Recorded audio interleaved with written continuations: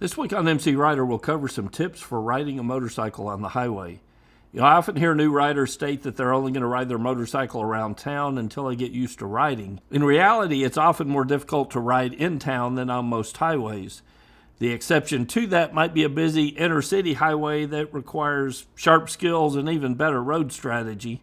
The reason why riding in town can be difficult is because there's far more interactions with cars in town than there is out on the highway, where everybody's moving generally the same speed in the same direction. So in general, on the highway, it can be a relaxing experience, whether it's a 4-lane highway or one of my personal favorites, a smaller 2-lane highway that travels in some of those off the beaten paths. So riding on the highway can be a relaxing and rewarding experience, but there are some important things to keep in mind when riding on the highway. And in today's video, let's talk about it. So let's start the conversation off by talking about wind. As soon as you get out on the highway for the first time, you'll experience true wind on a motorcycle. Wind is just a part of riding a motorcycle, something you have to get used to. Some motorcycles are better suited at shielding the rider from wind, but on any motorcycle, once you get up to highway speed, wind is going to have an impact on your riding.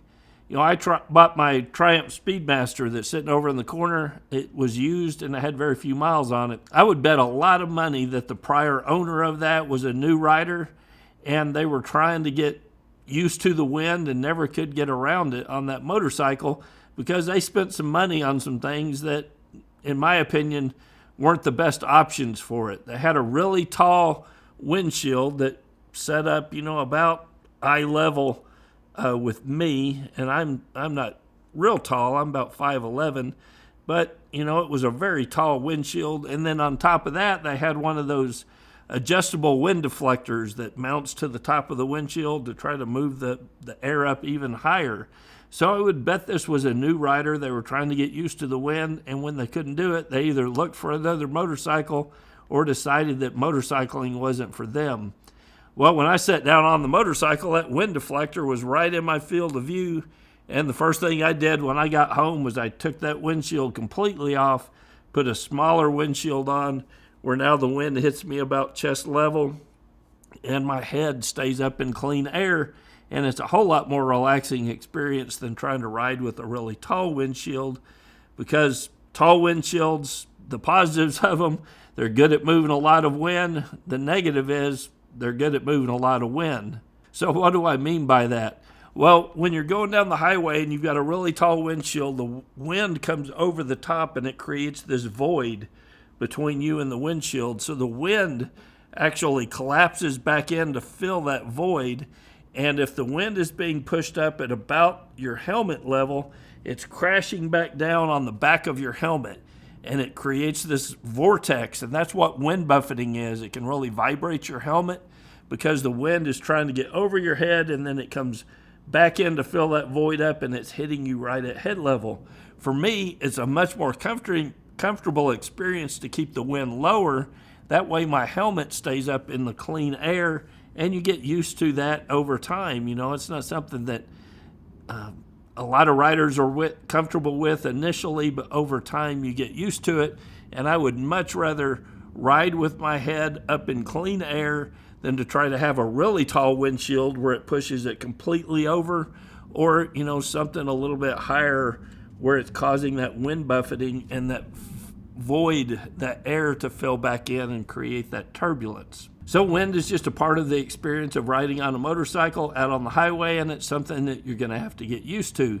After a while, at speeds of 70 miles per hour, it becomes a non-issue, and you really don't even notice it that much anymore. Some other tips to help with the wind and make it a non-issue: the helmet that you wear makes a huge difference in how you're able to deal with the wind.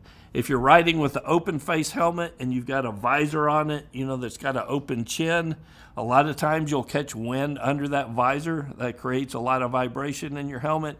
A lot of those shell helmets, allows a lot of wind underneath it. That creates vibration on the helmet there.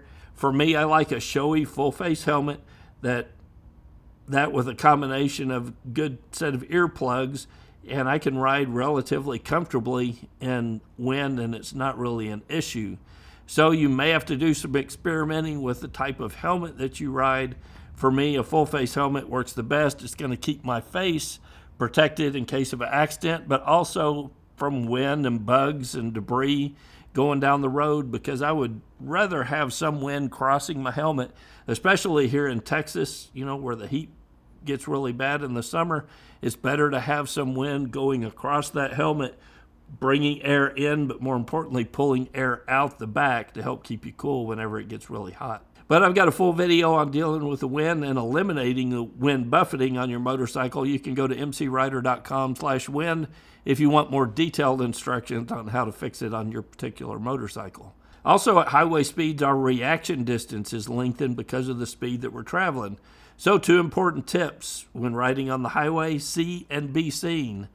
Following distance becomes huge, especially on the highway. You want at least 2 or 3 seconds following distance between you and the cars in front of you under ideal conditions on a well-maintained motorcycle and for a rider who is proficient with emergency braking. A good following distance helps you see further up the road rather than relying on trying to look through the windshields of the cars in front of you or not being able to see any further than the car in front of you. Lane position helps a great deal also. You want a lane position that can allow you to see up the road and help cars have a better chance of seeing you. A lot of riders think that riding in the far outside of the lane, all the way over by the shoulder of the road, that they're placing themselves further away from trouble. But they're also making it much harder for cars to see them. Drivers don't look at vehicles traveling near the shoulder at a high rate of speed, but if you move over, think where you would be sitting if you were driving in a car, which in the U.S. is just left of the center line. As a starting position, riding in that position is going to give you the best opportunity to see up the road, and it's going to give the vehicles around you the best opportunity to see you. Keep in mind, though, that lane position is fluid, and during a ride, one might change lane positions to see better for an approaching curve or to compensate for a vehicle ahead of them that's riding too far towards the center line. You may want to move over to the right in order to be able to see past that car and increase your visibility up the road. But in general, the best lane position and following distance is that one that's going to allow you to see well up the road and give you the best chance for others around you to see you. And it's never a static position, but one that's dynamic with the circumstances out on the road. There's a lot of 18-wheel traffic out on the highway, especially on interstate travel, and my advice is to stay away from large trucks. They block your visibility, they pick up lane debris and large debris out on the road and toss it back at you. They're prone to blowouts, which are a huge hazard for riders, and they have a hard time seeing you also. So you want to increase your following distance if you're behind a large truck, and if and when you need to get around them, use that horsepower and the speed on your motorcycle to get by them. Don't let the slow traffic in the left lanes. If you've got traffic built up, right at the front bumper of that 18-wheeler, don't let that coax you into riding next to the truck for extended periods of time.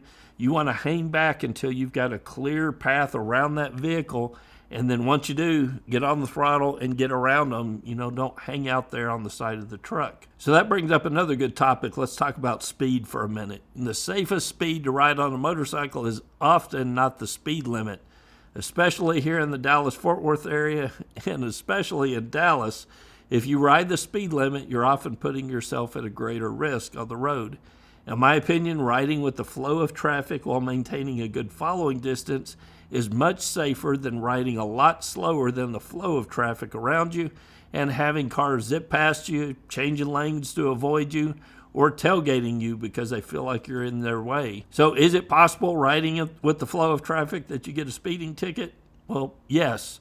But I can say I've never been given a ticket when riding with the flow of traffic. If in the future I do get a ticket, I'll look at it as an excuse to take the basic rider course again and get the ticket dismissed. Riding with the flow of traffic applies much more to highway riding in the city where the road is congested, and not as much when riding through, say, Kansas on I-35.